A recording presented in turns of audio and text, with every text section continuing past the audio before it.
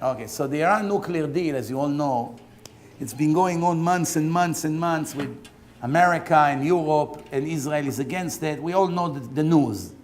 I'll tell you what you may not know. What you may not know is that United States made a law with Iran with the support of the Europeans, and there are few provisions in the law that are extremely dangerous. The first law is that in case the United States and the allies wants to inspect Iran nuclear facilities, they have to give them a notice 24 days in advance before they come, which is enough to hide the entire Iran out of the globe.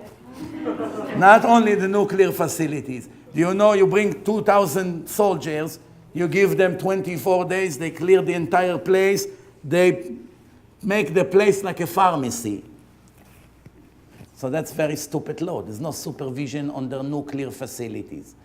Second law is United States and the allies accepting on themselves in case Iran will be attacked by Israel or any other country on their nuclear facilities, they are committed to protect Iran against such an attack. Meaning, if Israel would come to attack Iran, America is obligated by a signing of this contract to fight against Israel. That's the second stupid law over there.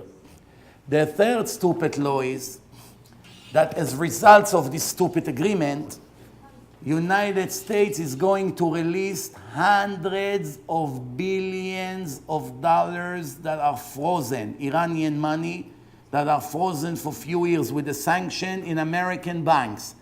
As results of that, if you know a little bit what's going on in Iran, I hear from Persians that lives in Tehran, I get emails from there.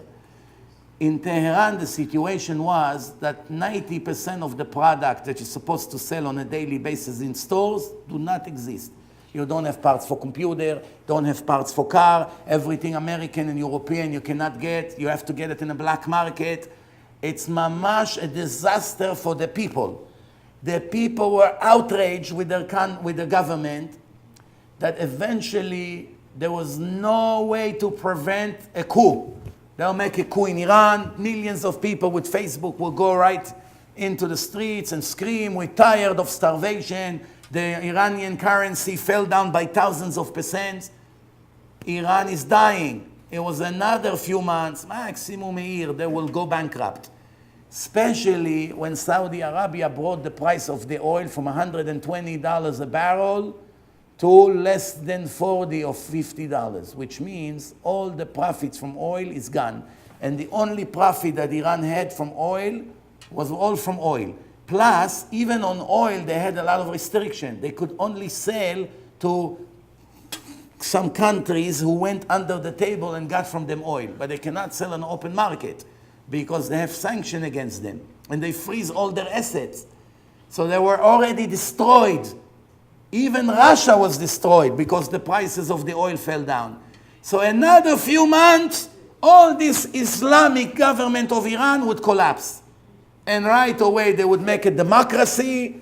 Most of the Iranians don't hate America, and believe it or not, they don't even hate Israel. Only the extreme Muslims, they hate us. Therefore, if they would make it like the time of the Shah, slowly, slowly, everything would become normalized. No atomic, no nuclear weapon. The new government would be together with America. They would let them take off all the nuclear. Everything would be fine. That would be the end of them. Now, with the geniusy of Obama, the brilliancy, so he now defrosts hundreds of billions of dollars, which right away will go to terrorism and to rush the manufacturing of atomic bombs. Now you may come and say, let's say Iran will have an atomic bomb. What would happen? Do you really believe they throw one on Israel? It cannot be, because Israel enough atomic missiles in the ocean to wipe out Iran in 1 minute. All Iran, with 70 million Iranians. So they'll never dare to do such thing. Wow, they throw an atomic bomb, so they wiped out Israel, God forbid.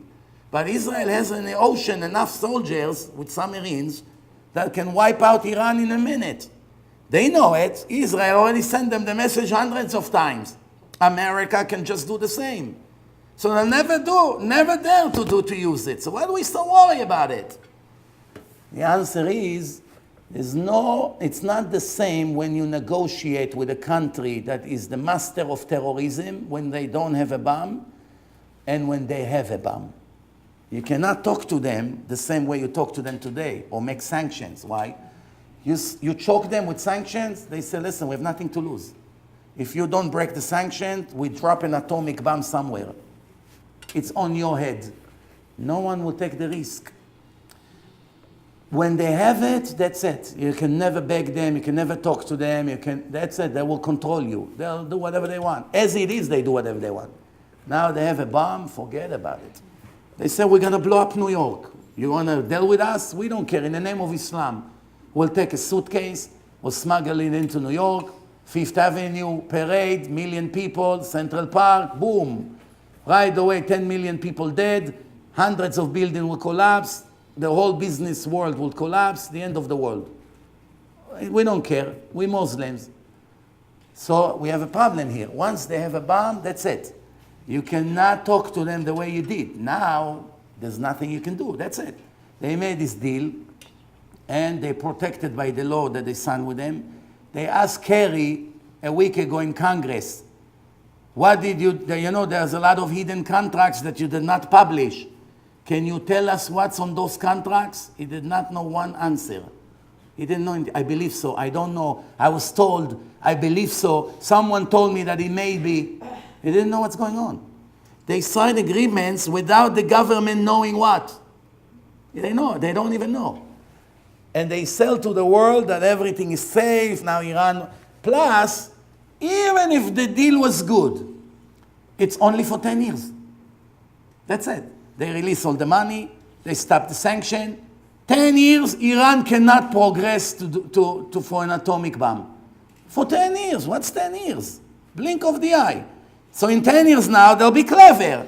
They'll use now, they move from American banks, they move from certain banks, they will move into some Arabs or Chinese banks, or all kinds, or Russian banks. They will do some kind of arrangement that the next time they're gonna have sanctions, they're not gonna get hurt so much. And they go back to make a bomb. So what good deal is that to begin with? It's a very stupid deal. Not to talk about right now that they have to give them 24 days and protection of the allies. Bottom line, we only have one solution. What? To count on Hashem. That's what the Gemara says. In the end, Iran will start the war that will destroy the world. There's a midrash like that. They will start it against Saudi Arabia. Remember this. There's midrash in oral Torah that say that the king of Iran will start a war with the king of Arabia. This is exactly what I've been saying for 10 years, even before I saw this midrash. Why they will start with Saudi Arabia and not with Israel or America? It's very simple. I'll tell you why. Because Saudi Arabia is a very spoiled, rich country. They own a lot of oil. Very, very rich. They control the oil prices in the world.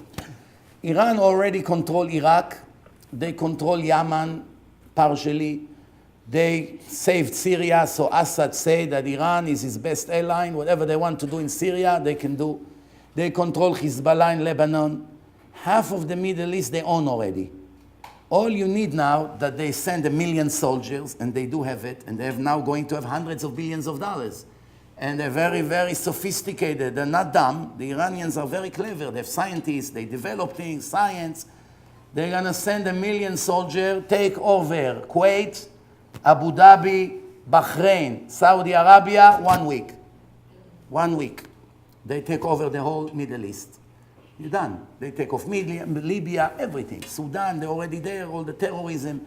Bottom line, there will be 2 countries in the Middle East, Iran and Israel. That's what would happen.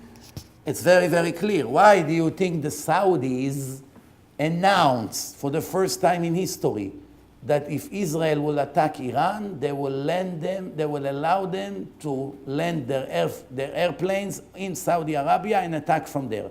When in a history a Jew can step in Saudi Arabia from Israel? You want to come, see what's happening in Mecca. Muhammad, I wanted to take a picture for Israeli newspaper. How you kiss the stone in Mecca. Please, can I come? You Yahud? No Yahud here. Get out of here. All of a sudden, Israel is welcome. We'll give you base, we'll give you everything, we'll sponsor everything. Why? Please save us. They'll take us over. It's going to be bad for you. Israel became friends with Saudi Arabia. They caught in Israel, in Ben Gurion airport, a Saudi airplane. They took a picture, they published it on the internet. Saudi airplane landed in Israel a month ago. They're cooking something. We don't know what's going to happen. It's going to be Azerbaijan, Saudi Arabia, Israel, few other countries, maybe Turkey, we don't know. There will be that. They will attack Saudis, and who knows what would happen next. We only can know one thing, that we as Jews, the Gemara told us, when the Mashiach comes, the Messiah would come, there will be a massive war in the world, horrible things would happen. What can save the Jews is only one thing: Torah and kindness, charity, helping others, sharing, and devotion for Torah, supporting Torah, learning Torah, connected to Hashem. Of course, keeping Shabbat, eating kosher, all the rest. If you will be in this status when it happens, everybody gets saved. If you're not, I don't even want to tell you. If you're brave enough, watch my films about the end of days. Watch it. I show you all the words of the prophets. If you're not brave, just believe me, it's not going to be pleasant. That's all. You want it to be pleasant for you, for your family, you have to make repentance. You're not here in this world for a picnic. God put you here, you have a mission. I brought you here 3 CDs over there. Torah and Science, complete seminar, Purpose of Life. It's a new film that I made with a huge production. Huge, like Hollywood level. It's an amazing film. You have to watch it, how great it is. Everyone who watched it, almost 99.99%, went crazy when they watched it. They wrote the best film was ever made. We have hundreds of thousands of views already. It's only came out a month ago. I made one like that in Hebrew, 220,000 views in a tiny country like Israel. It goes everywhere. It will open up your eyes about what's about to happen in the world and how to get safe from it.